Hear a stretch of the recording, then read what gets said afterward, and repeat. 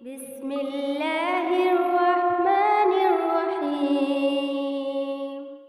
Welcome to Siddiqui voice channel.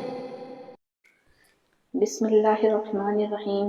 الحمد للہ رب العالمین، الصلاۃ والسلام علی سید الانبیاء والمرسلین وعلی آلہ اصحابہ اجمعین۔ آج کا ہمارا موضوع ہے جہنم سے پناہ مانگنے کی دعا اور اس کے فضائل۔ اللہ سبحانہ وتعالیٰ نے دنیا میں ہمیں ایمان کی دولت عطا فرمائی ہے اور آخرت میں کامیابی کے لیے بے شمار راستے دکھائے ہیں۔ انسان کی سب سے بڑی کامیابی ہے کہ وہ جہنم کی آگ سے بچ جائے، اور اس لیے قرآن و حدیث میں جہنم سے پناہ مانگنے کی بہت زیادہ تاکید کی گئی ہے۔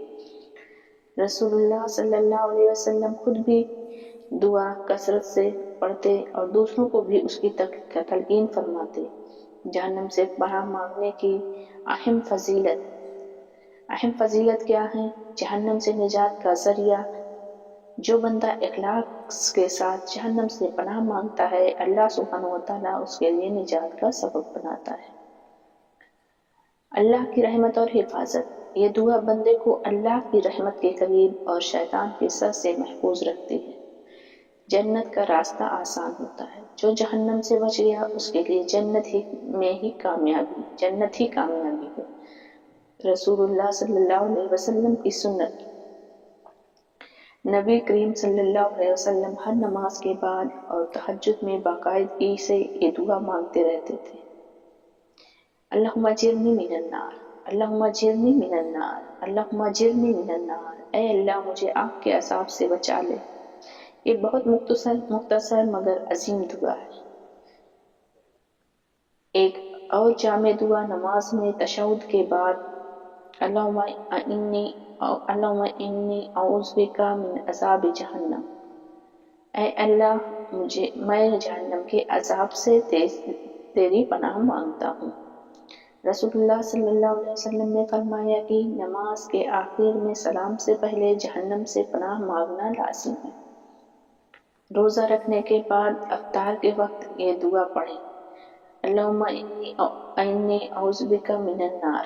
یہ پڑھنے پر اللہ روزہ دار کو جہنم سے دور کرتا ہے۔ رسول اللہ صلی اللہ علیہ وسلم نے فرمایا، جو شخص دن میں 7 مرتبہ اللہ سے جہنم کی پناہ مانگے، جہنم کہتی ہے اے رب مجھ سے بچا لے، یعنی جہنم خود اس کے حق میں دعا کرتی ہے۔ کب یہ دعا پڑھنی چاہیے؟ ہر فرض نماز کے بعد، سونے سے پہلے، تہجد میں، جمعہ اور رمضان کے خاص اوقات، صبح شام کے اذکار، مشکل اور خوف کی حالت میں۔ صرف زبان سے دعا پڑھ لینا کافی نہیں، دل میں سچی طلب ہو، اعمال بھی نیک ہوں، گناہوں سے بچنے کی کوشش ہو، تبھی انسان جہنم سے دور رہے گا۔ آخری دعا، اللہم اجرنا من النار وادخل الجنہ مع الابرار۔ اے اللہ ہمیں جہنم سے محفوظ فرما اور اپنے نیک بندوں کے ساتھ جنت میں داخل فرما۔ آمین یا رب العالمین۔ الحمد للہ رب العالمین۔ السلام علیکم ورحمۃ اللہ وبرکاتہ۔